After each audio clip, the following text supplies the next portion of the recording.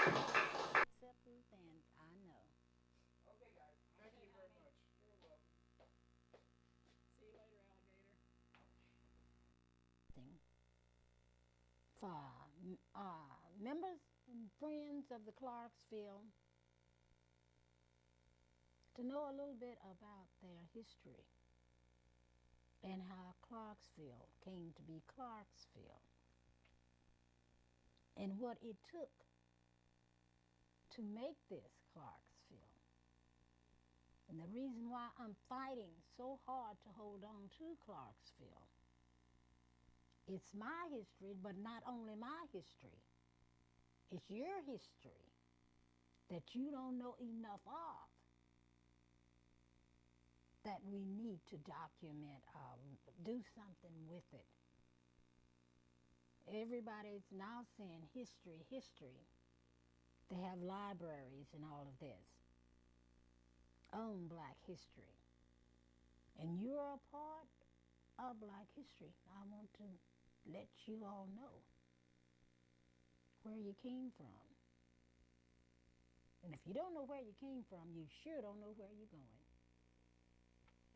You got to have something view in mind. Someone instilled in you years ago of what you should make or what you want to do in life. What kind of citizen, it was installed. It was just instilled in every. It's just like an installment plan. You start out at the first grade and you grade and you move on. So this is what I want the people to know, because it's a lot of offsprings, it's a lot of relatives out there. I don't know you, you don't know me. But I think a little bit of knowledge goes a long way. And if I start naming names, I will have a lot of people calling me to find out if they were a part of the family. Or did I know somebody part of the family? Because my family extends a pretty long way. And I'm proud of them all.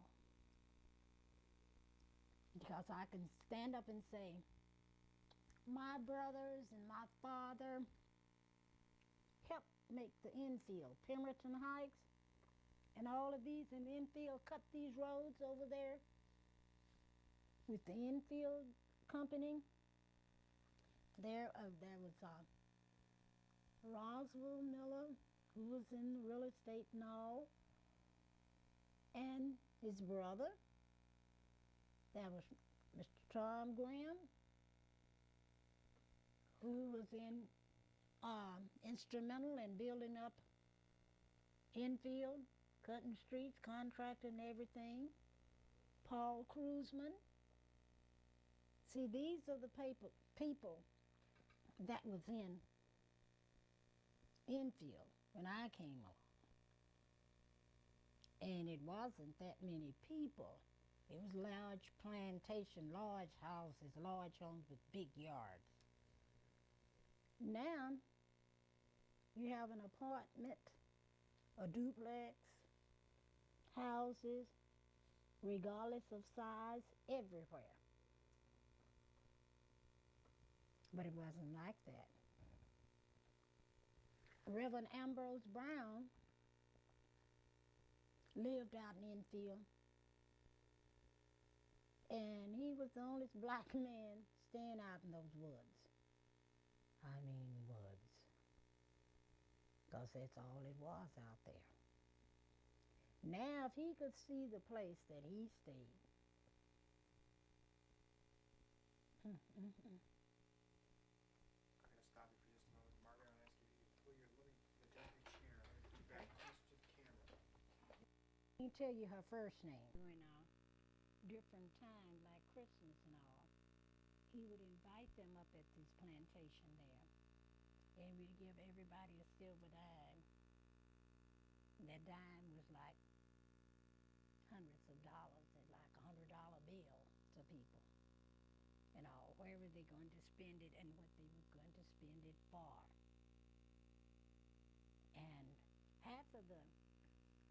inventions, they were not made by a white man. They were made by Negroes, and it wasn't for them because they were trying to help themselves save their backs, their legs, and all because we didn't have any shoes not until they made the sole. And that was hard because I remember the time I didn't have any soles under my foot, but I did have cardboard. And then the shoes laced up. You would have to have a bobby pin to fasten them. And I fastened them a minute and got a many a whipping. Not fasten them. You had to do it all the way. And when you stopped in the middle, that made the shoe gush out because they was little high tops like. And then it would wear easily. But it would wear the leather out too. So I got spankings for that. And when you think about it, these trees, most of them, it was wilderness out here, they were cut. And the people used to put them together for shelter and to hide behind because they just knew some white person was going to come and rope them and take them to another plantation. They didn't realize when they was free how they was free. They just realized the man told me I'm free. But they didn't know what free from. Because some of them in here used to think somebody was going to cut off the heads because you couldn't be out after dark. And those big buckets that a gallon or something, they had them over their heads for a week or two because they didn't want their heads to be cut off. Now that story, how do you know that story? My auntie, Pauline Bartlett, she was the oldest of the 15 children in my mother's family. She's a famous name around here. Oh, I don't know about that. And it's amazing how they lived through all of that. All of these illnesses that we have, they didn't have them back there. They had pneumonia, which was pneumonia. They had whooping coughs. And they had another one. They call it TB, tuberculosis. But the cure, pardon me, the cure was ridiculous. Have you ever thought of drinking your own urine? I've heard of people having to do that because they were desperate. No, you had to drink it if you had like a certain type of disease that they would call. And they would let you wet in a cup, but you had to drink it. And they said that would cure. Now, when it came to all those pneumonia and all that stuff, the stuff that they put in this mixture would kill a horse or a mule, and I wouldn't tell anybody. But my uncle, Reverend H.J. Carrington, cured his family with it. I said couldn't do no harm if they were sick and going to die, and he saved them. But, oh my Lord, all of this stuff that he concocted and boiled and all and had to take it 3 times a day and all, and your own urine is warm. Oh, yeah, I've been there. We're going to wait until this airplane passes. It's hard. Around with the red flannel each winter attached to my clothing. They'd pin it here, pin it there, and it would come down. And they rub your chest with, they call it some kind of, it was grease. And you put some cured soda, something, and it smelled ridiculous. It smelled awful. But they rub your chest. We kept it wasn't ours, but it was just like ours.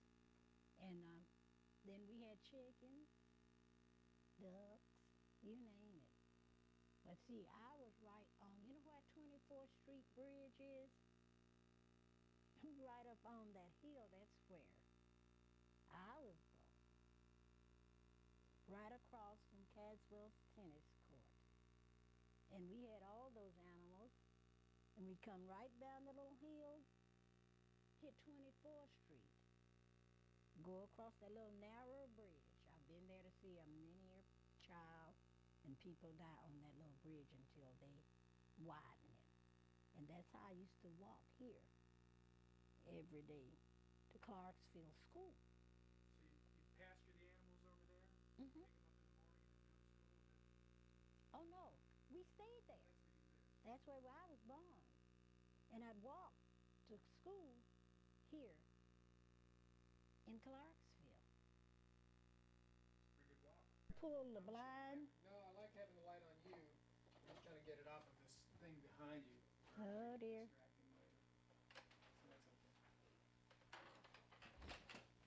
So West Lynn was the boundary for the East Side boys. Would you mind just saying that whole thing? Because we'll try, and if any editing happens, they'll take out my voice. So if you just start with West Lynn.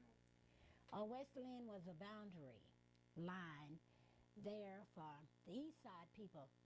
Do not come across West Lynn into Clarksville.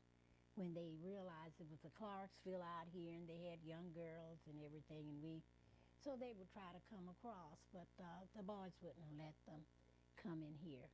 If they caught them in here, they knew they was going to be all these rocks out here. They was going to be rocked, and they had to get out of Clarksville.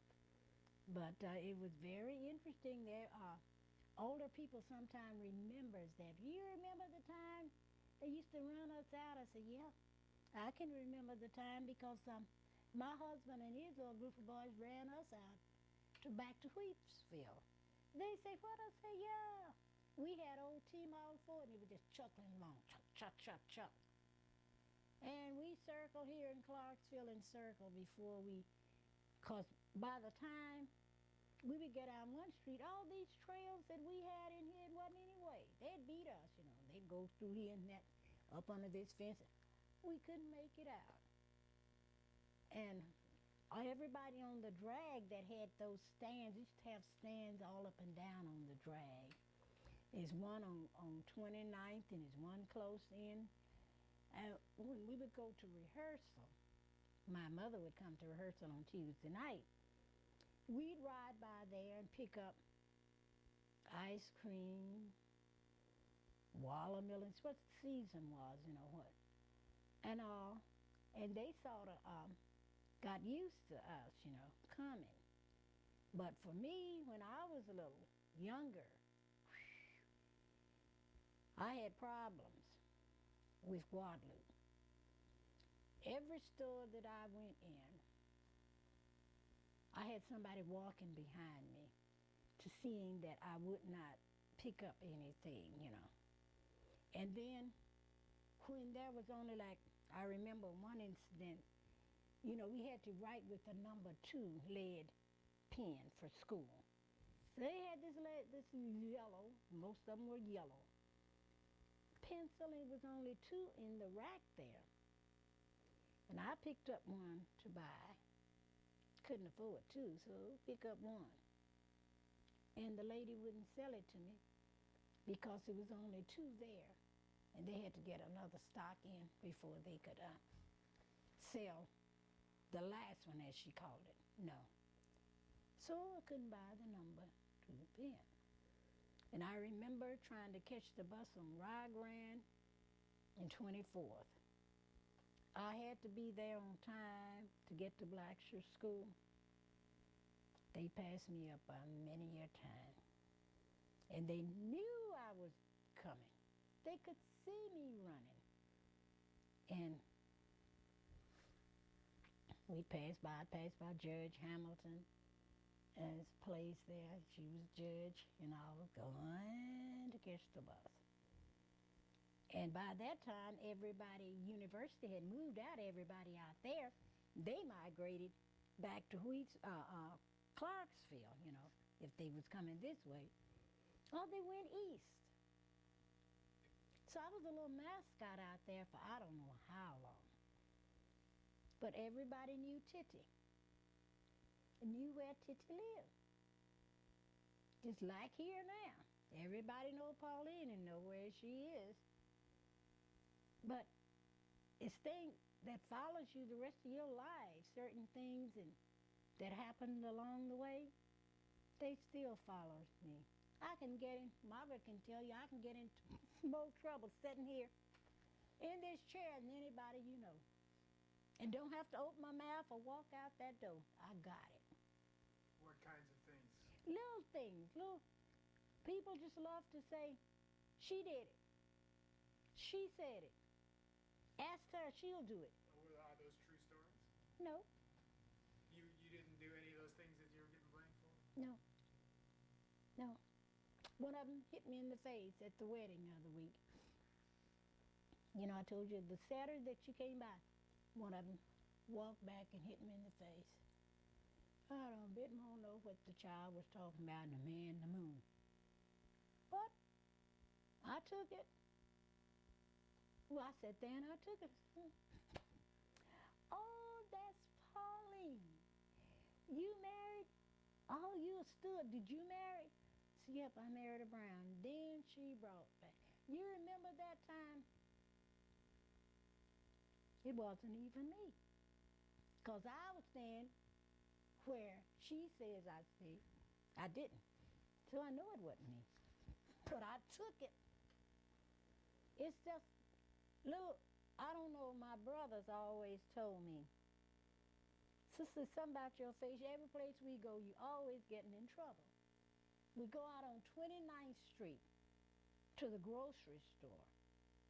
They had one on 29th and Guadalupe. And everybody would pass by the meat market. And the man behind the counter there, hey, let me give you something. Try this. Sausage or anything. They says, now, why would I pass by? Mama passed by. And all the other people, why do they pick us? Say, oh, I'm just a lovable child. And that just made my brothers furious. And they had on 29th, they had a little old, there was a half grocery, but a little bit of everything in there. And these two little husband and wife, little old people, they had one of these talking, what do you call them, birds. And every time that I would go in there, open that door, the bird would say, Mama, Daddy, you come in here. Mama, Daddy, you come in here. Every time. Until my brother talked with my uncle. And it's a certain way you do your hands like this and it hurts. And you make the thing shut up. Like he's choking me up. My brother found that out.